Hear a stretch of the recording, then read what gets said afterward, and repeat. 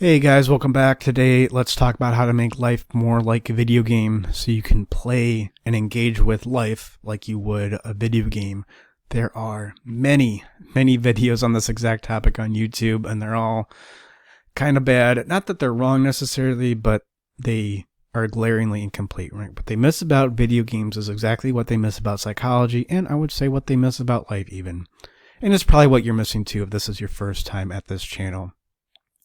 So the question is, what makes you able to play a video game all day, especially an RPG where the goal is to grow and evolve like you're supposed to be doing in life, but then you sit down to play the RPG that is your life and you can't sit still for 8 minutes? Because video games are more fun? Yeah, I guess, but that begs the question. I mean, literally and figuratively, or I guess it would be colloquially and technically in this case. Why are video games more fun? Why are they more fun than life? I think there's two reasons. The first one is you are a character in the video game, character being the operative word there. And the second one is you believe the game is winnable, implicitly at least. But first, let's look at the one and only point that the aforementioned other videos made is they seem to think that the reason why video games are more fun, more engaging than life is because the game has clear rules. The game has clear rules and you know them, right? You know what you need to achieve. You know the steps you need to take to get there. And if you don't know the steps, you know that if you play the game long enough, you'll figure the steps out. Play the game long enough, maybe talk to other people who are playing the game or at the same stage in the game as you are. And I mean, this is a clear boundary. Right? The game presents you with a clear boundary that you can be easier to engage with. And yeah, I mean, this is right. This is correct. But how are you able to get clear boundaries in life like you have in Zelda? There's my reference. And the answer that they give you is that you need to make a to-do list. You need to make a to-do list. And yeah, that's great. But that's really the last step. How do you stick to a to-do list? I mean, what percentage of to-do lists are actually adhered to? To-do lists, business plans, action plans. I mean, what percentage are actually adhered to? I mean, 3%? No, it's less than 1%. And you can hire, what people usually do when they're really desperate is they hire one of these mindset coach guys and they help them create a to-do list. And I think you're going to be more likely to stick to the to-do list as well. Because essentially what you're doing is paying the coach to give you some of their boundary, to give you some of their strength. Oh, I don't have any strength. I'll just, pay this guy a monthly fee. He'll give me some of the old, give a man a fish aphorism, which is correct here in more ways than one. Fish being symbolic of an unconscious emotional issue. Go read my notes on Jung, available free on my site. More on that there.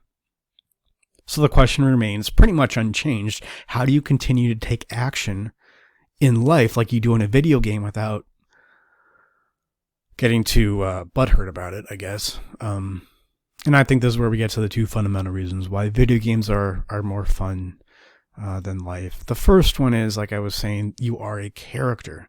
You are a character in the video game. That is, you can transcend yourself. And this is especially true in RPGs. You're playing a character.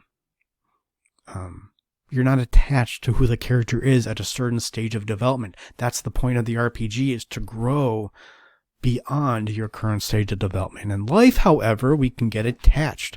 We get attached to being a certain way, feeling a certain way, a certain kind of lifestyle. Mostly we get attached to a certain amount of responsibility. And what happens is we sabotage ourselves when that gets challenged and we feel uncomfortable and we think, something isn't right about this.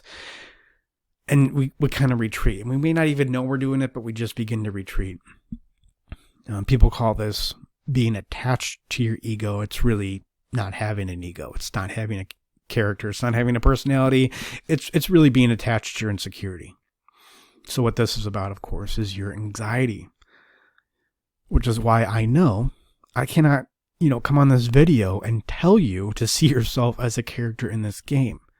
In the game that is life. I know that's not going to work. what you need to do is continually work on your anxiety, continue to manage your anxiety on whatever scale you are able until you are able to see yourself as a character in the game.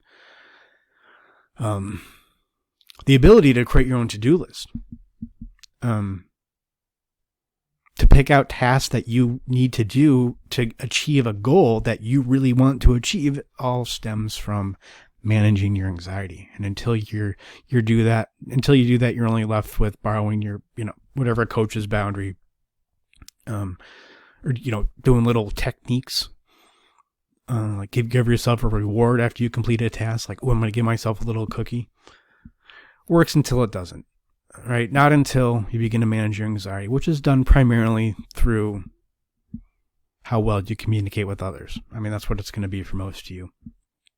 And the second reason why video games are more fun, more engaging than life is because you believe the game is winnable.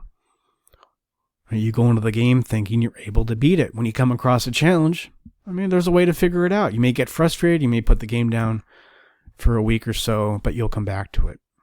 However, in the RPG that is your life, you've seen too many YouTube documentaries on the Rothschilds, right? You have more resentment about life in the real world than you have resentment about the world in the game. And so what this is about, of course, is your anger, right? That's what resentment is. It's an anger issue you hold on to. It's like this sack that you carry around. So when you come into a challenge, let's say you have to climb this hill that's 100 feet, but when you're holding the sack, it feels like it's 1,000 feet. And it's unconscious, right? Which is what makes it an issue. So you don't even know you're holding the sack. You really think the hill's 1,000 feet when it's 100 feet. And again, I know I cannot tell you to see the game of life as winnable. That's not going to work. The only thing you can do is to manage your anxiety, manage your anger in a healthy way until you're able to see the game of life as winnable. It's difficult, yes. Can it be frustrating at times? Of course, but it is winnable. I think, though, that's a good metaphor for what having a self is. Or maybe it's not a metaphor, it's just how having a self feels, is it feels like you're a character in a game. You're not really attached to failure so much. You're really not attached to success either. It's kind of fun either way. Of course, you prefer success, but failure is also something you can manage. That would be more on an authority level. On an intimacy level, you prefer peace, but you're also comfortable with conflict when that comes up.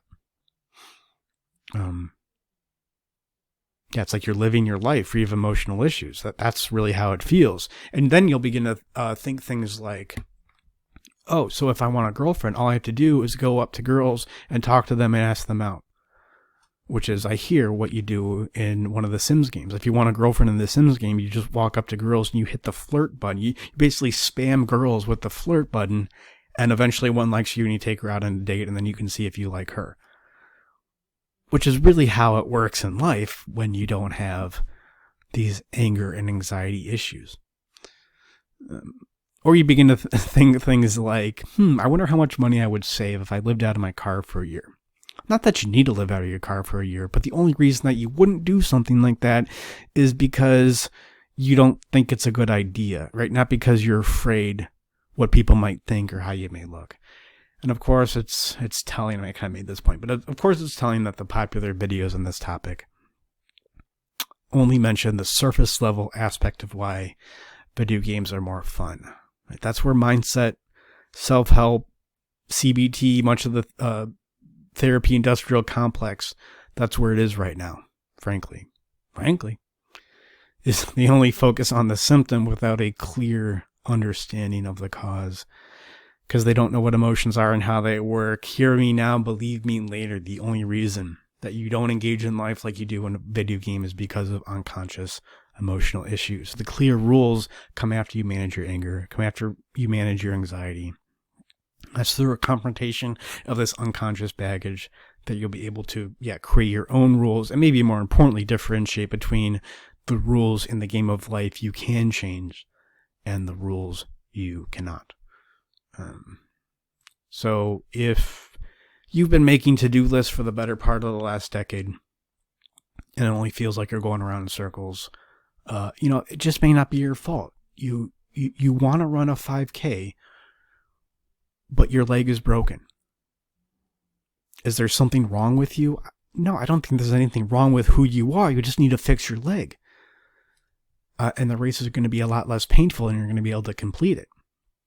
I can't guarantee you'll come in first, right? There might be factors outside of your control that make you not come in first, but you can definitely finish the race, and you can have fun, and you can make friends, which I think could be argued is the point of the race anyways. And I think that's the idea behind therapy that a lot of people really struggle to understand. And a lot of the therapy industry really struggles to understand is when you cannot approach life consistently, you first need to approach the emotion, the unconscious emotion, until you're able to approach life. But to do this, we need to know what emotions are, how they work, and so how to talk through them in a healthy way, in a way that makes you more aware of the emotion and how it impacts you, and preferably in a way that doesn't make you look too much like a fruitcake. Join animus.com/schedule. Thank you guys. And I wish you all the joy and pain that comes from creating a better relationship with your unconscious.